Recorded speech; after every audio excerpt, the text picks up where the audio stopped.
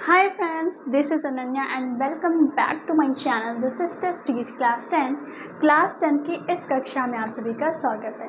तो हम पढ़ रहे थे लाइव प्रोसेस जैव प्रक्रम क्लास 10 बायोलॉजी एंड आज है इसका लेक्चर नंबर 7।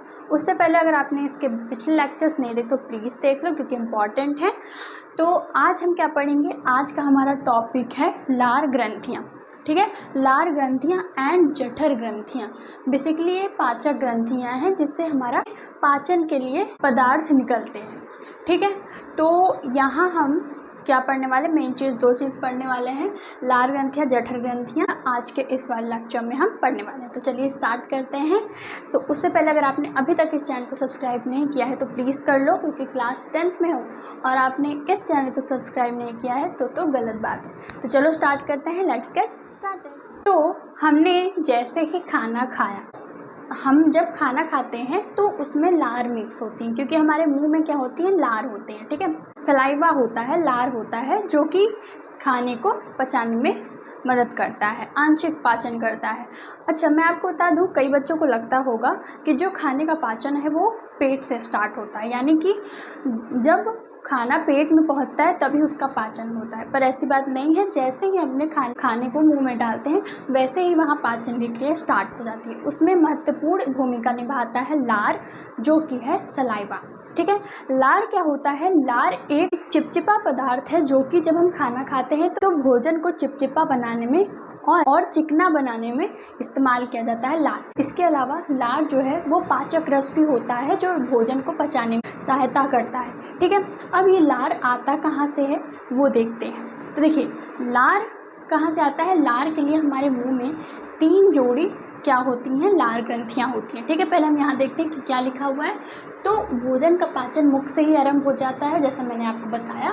फिर मुख में 3 जोड़ी लार ग्रंथियाँ होती हैं। ठीक है, मुख में जो है 3 जोड़ी लार ग्रंथियाँ होती हैं जिससे लार का श्रावण होता है। श्रावण यानी लार जिससे निकलता है। अब अगर हम सोचें तो एक दिन में हमारे मुंह में कितना लार बनता होगा। ठीक है, तो एक दिन में हमारे मुंह में 1.5 लीटर लार बनता है। ठीक है, सोचिए कितना ज़्यादा लार बनता है, और किस लिए बस बनता है, भोजन को चिपचिपा और उस भोजन को पचाने में। ठीक है, तो लार ग्रंथियाँ 3 जोड़ी होती हैं, मैंने आपको बताया कौन कौन सी, कर्णमूल, अधोहनी और अधोजिह्वा। ठीक है, जैसा कि मैंने यहाँ पे लिखा है, कर्णमूल ग्रंथियाँ, अधोहनु ग्रंथियाँ और अधोजिह्वा ग्रंथियाँ। ठीक है, अब ये जो कर्णमूल ग्रंथियाँ होती हैं ये हमारे कान के पास की ग्रंथि होती है। ठीक है, मान लीजिए कि हमारा जीभ है, उसके ऊपर यहाँ पे कान से जो सटी हुई ग्रंथि रहती है वो होती है हमारी कर्णमूल ग्रंथियाँ। ठीक है, उसके बाद हमारा अधोहनु ग्रंथि है जो कि हमारा यहाँ पे होती है। ठीक है, यहाँ पे होती है हमारी अधोहनु ग्रंथियाँ एंड अधोजिह्वा ग्रंथि जीभ के नीचे होती है। ठीक है, इस प्रकार 3 जोड़ी हमारी लार ग्रंथियाँ पाई जाती हैं। ठीक है, जैसा कि मैंने आपको बताया कि लार में पाचक एंजाइम होता है। एंजाइम क्या है, ये विकर है जो कि क्रिया की दर को बढ़ाता है। ठीक है, मैंने आपको बताया भी था। ओके, तो लार में क्या क्या होता है, तो लार में सबसे पहले श्लेष्म होता है जो कि हमारा चिपचिपा पदार्थ होता है, उसे हम श्लेष्म कहते हैं। और टाइलिन एंजाइम होता है। टाइलिन एंजाइम ये एक प्रकार का एंजाइम है जो कि मंड को शर्करा में बदलता है। ये जो टाइलिन एंजाइम है इसे हम इमाइलेज एंजाइम भी कहते हैं। ठीक है, जो कि क्या करता है, मैंने आपको बताया कि मंड का शर्करा में बदलता है। शर्करा यानी शर्करा हमारा ग्लूकोज को कहा जाता है। अब आप देखिए, जब आप रोटी का एक टुकड़ा अपने मुंह में डालते हैं एंड उसको चबाते हैं, ठीक है, उसमें लार मिक्स होती है, तो क्या होता है कि अगर आप सिर्फ रोटी खा रहे हैं तो आपको फील होगा कि आप कुछ मीठा चीज़ खा रहे हैं। ठीक है, तो जैसे ही आप आज एक काम करना, आप रोटी का एक टुकड़ा मुंह में डालना। ठीक है, जैसे ही आप उसको चबाएंगे वैसे आपको ऐसा लगेगा कि रोटी हमारी मीठी मीठी लग रही है। तो ये आपने देखा भी होगा। ठीक है, तो वही जो हमने खाया, ठीक है, मंड हमने खाया रोटी, और उसको हम थोड़ी देर बाद जब उसमें पूरी अच्छे तरीके से लार मिक्स हो गई तो उसमें पाचन क्रिया स्टार्ट हो गई एंड मंड को शर्करा में बदल दिया। तो जैसे ही मंड शर्करा में बदला वैसे ही हमें उस रोटी का मीठा मीठा टेस्ट आया। तो यही एग्जाम्पल है हमारा मंड को शर्करा में बदलने का। ठीक है। अब ये लार मैंने जैसा कि बताया कि अब ये निगलने में आसान होगा क्योंकि ये थोड़ा चिपचिपा और गीला होगा, ठीक है। हमारा खाना, अब हमारा खाना जाएगा पेट में। और चलिए अब चलते हैं अमाशय ग्रंथि यानी जठर ग्रंथियों के ऊपर कि ये जठर ग्रंथियाँ आखिरकार भोजन पे कैसी क्रिया करती हैं, ठीक है। सो उससे पहले अगर इसका स्क्रीनशॉट लेना तो ले लो, पर डिस्क्रिप्शन में आपको एक लिंक मिलेगी जो हमारे टेलीग्राम चैनल की है, उसमें आपको ये जो हमारी क्लास नोट्स हैं वो आपको वहाँ पे मिल जाएंगे। एंड उसके अलावा वहाँ पे प्रीवियस ईयर क्वेश्चन, MCQs, आपके exam related questions and notes भी प्रोवाइड करवाए जाते हैं। तो आप जाके उस चैनल को ज्वाइन कर सकते हो, टेलीग्राम पे आपको डिस्क्रिप्शन में लिंक मिल जाएगी, ठीक है। तो अगर आपको इसकी स्क्रीनशॉट लेना तो ले लो, बाकी आपको टेलीग्राम पे इसका PDF तो मिल ही जाएगा।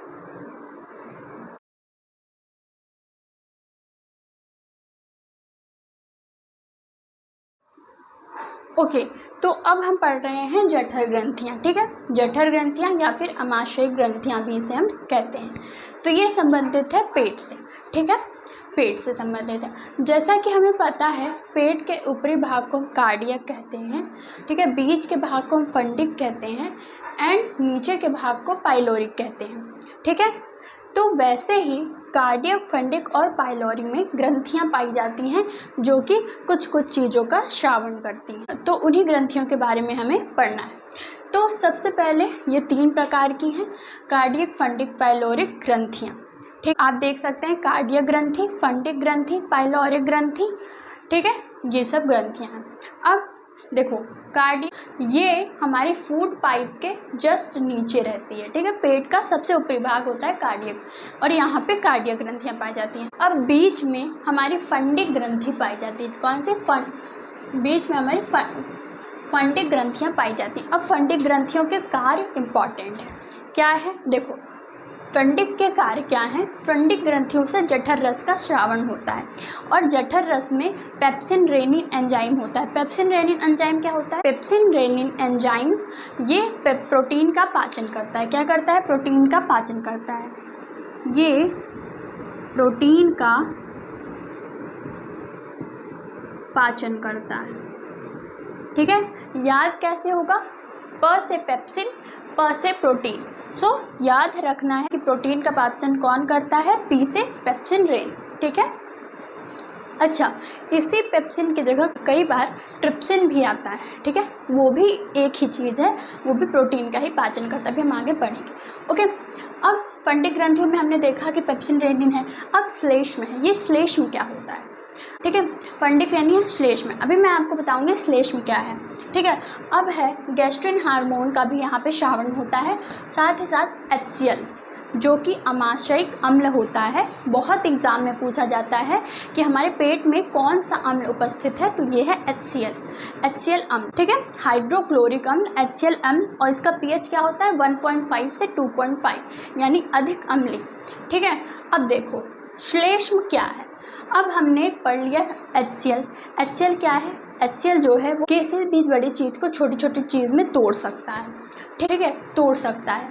साथ ही साथ जब इतना स्ट्रॉन्ग एसिड, आप देख सकते हैं कि कितना प्रबल एसिड है क्योंकि इसका pH 1.5 से 2.5 के बीच है। अभी आप चैप्टर नंबर 2 में पढ़ेंगे, अम्ल, क्षार और लवण में पढ़ेंगे कि आखिरकार ये pH स्केल क्या होता है, ठीक है। तो अभी मैं बता दूं कि बहुत ज़्यादा प्रबल अम्ल है, ठीक है, बहुत ज़्यादा प्रबल अम्ल है। तो इसलिए इस अम्ल से हमारे पेट को कोई नुकसान न हो, इसलिए श्लेष्म की कलाएँ पाई जाती हैं। श्लेष्म क्या करता है? श्लेष्म जठर रस से और HCl से हमारे पेट की सुरक्षा करता है। अगर ये श्लेष्म की दीवारें ना हो तो हमारा पेट जल भी सकता है, ठीक है, क्योंकि HCl अधिक प्रबल अम्ल है, ठीक है। तो श्लेष्म क्या करता है? HCl से हमारे पेट की रक्षा करता है, ठीक है। अब देखो ये जो हमारी पाइलोरिक ग्रंथियां हैं, इससे केवल और केवल श्लेष्म का श्रावण होता है, ठीक है। पर हमारी फंडिक के कार्य क्या हैं? जठर रस बनाती है जिसमें पेप्सिन रेनिन एंजाइम जो प्रोटीन का पाचन करता है, श्लेष्म जो कि HCl से, जो कि अमाशय की दीवारों को HCl से बचाती है, ठीक है। गैस्ट्रिन हार्मोन होता है हमारा जो श्रावण होता है, एंड HCl जिसका पीएच बहुत ज़्यादा यानी ये प्रबल अम्ल है, उससे श्लेष्म क्या करती है, पेटों को बचाती है, ठीक है। और हमारी कार्डियक ग्रंथियों के जो कार्य हैं वो ज़्यादा आपके एग्जाम में नहीं आते और ना ही इतने इम्पॉर्टेंट हैं। तो आपको क्या याद रखना है, फंडिक के कार्य याद रखने हैं एंड पाइलोरी ग्रंथियाँ केवल श्लेष्म इससे होता है, तो आपको बस इतना याद रखना है, ठीक है। अब ये लेक्चर हुआ हमारा कंप्लीट, एंड नेक्स्ट लेक्चर में हम देखेंगे यकृत के कार्य। तो चैनल पे अगर नए हो तो प्लीज़ सब्सक्राइब कर लो, एंड वीडियो अच्छा लगा तो प्लीज़ लाइक करना, चैनल को सब्सक्राइब करना एंड वीडियो को शेयर करना। Thank you, we will meet in our next video.